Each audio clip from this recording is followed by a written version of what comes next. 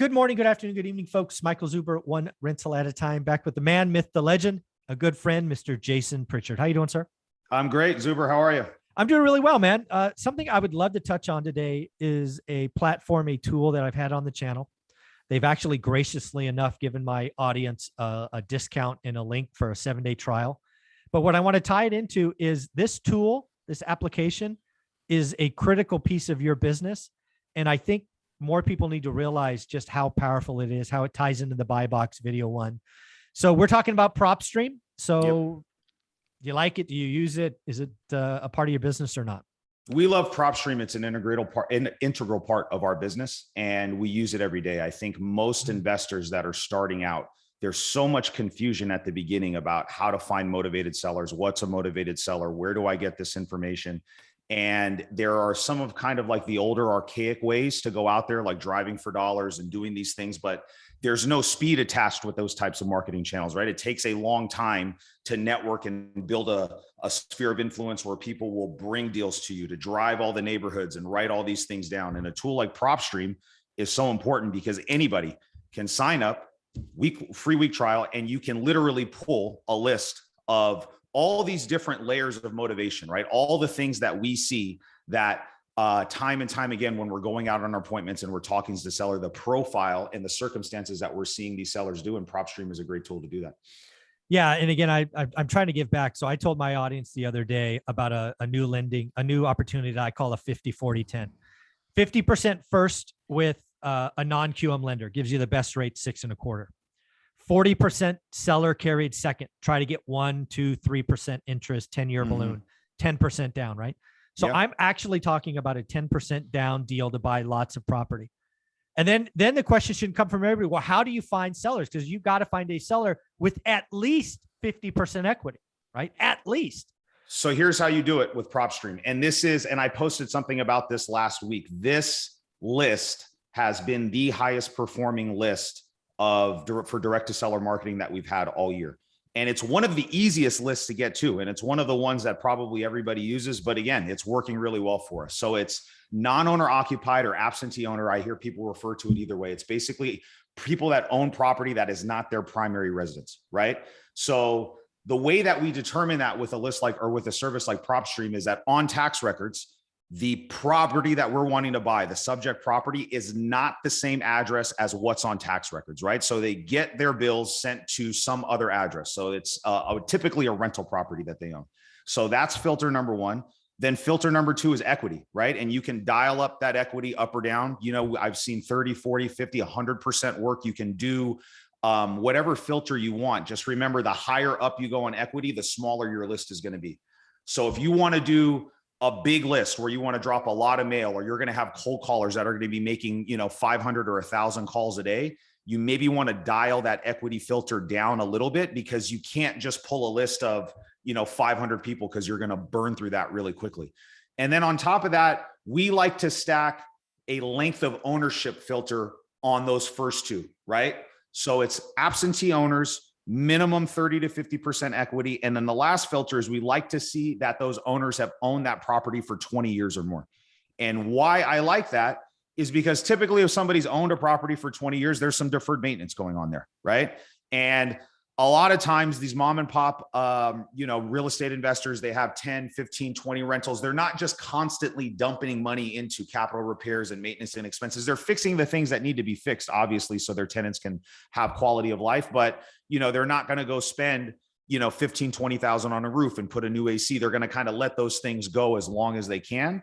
And that's where our opportunity is, because when we're making an offer that's 50 cents on the dollar, even if the sellers want to just walk away from the house, if they don't have equity in it, they're not going to be able to sell the house, right? Exactly. Every once in a while, you'll find a seller that's just like, the house is so problematic that they'll just take it off my hands and I don't want any money. But the reason why we need equity is because the sellers need to walk away with something, right? Absolutely. So when you stack those three things on there, you're going to get a pretty robust list depending on what county or market that you're in.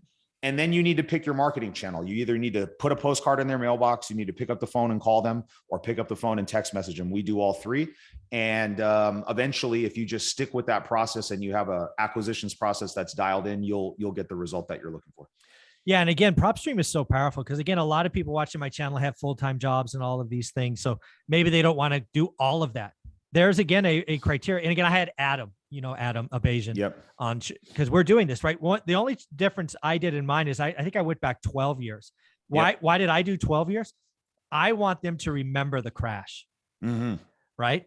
And oh, by the way, if they bought 12 years ago, they're probably sitting on a gob of equity. A ton of equity, right? So Yeah. I'm actually going to be marketing to those people saying, remember the crash, sell now. Right. And again, I'm trying to get 50. I don't need every deal, Jason. I need 1, 2, or 3 deals. Yeah. And again, if I can do the 50, 40, 10, I can get a blended interest rate below 5 and sometimes below 4%. I can do a 90% deal below 4%. I win because I'm a long-term hold. Here's a tip that I would give your listeners that are out there. And this is one of the things that has worked very well for me over the last 7 or 8 years. Once you do a deal with one of those sellers, the biggest mistake that I see is that investor never follows up with that seller again. They never call them again. They don't even ask them if they have other properties. And the best deals that I've done have been repeat business with, I've got maybe, half a dozen to a dozen, sellers that I've worked with that I bought properties from. I have a husband and wife couple that I bought 15 properties from them over the last 3 years. And they're at the point now where they say, I just will not even entertain offers from anybody else, Jason. I like you. I trust you. We do good business together. Anytime we are looking at selling a property, we're going to call you first.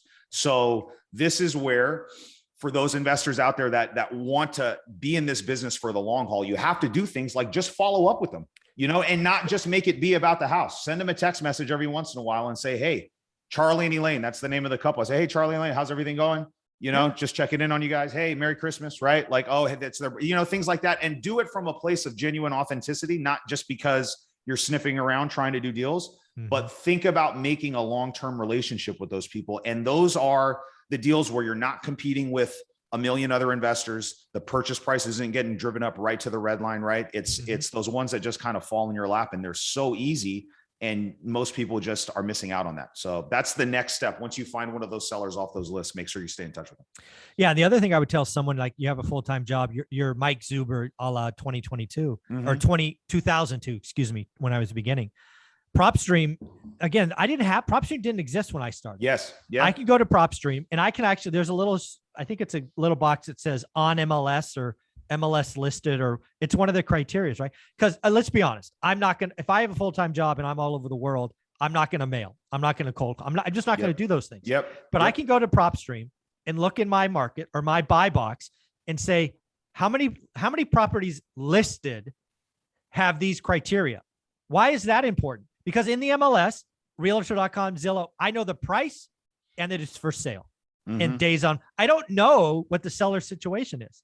Yep. If I can go through on market opportunities and go, those 7 have 50, 60, 70% equity, I might want to offer on those 6 or 7. Yeah. And not those other 12 that have 5% equity. Absolutely. And it's a great resource too.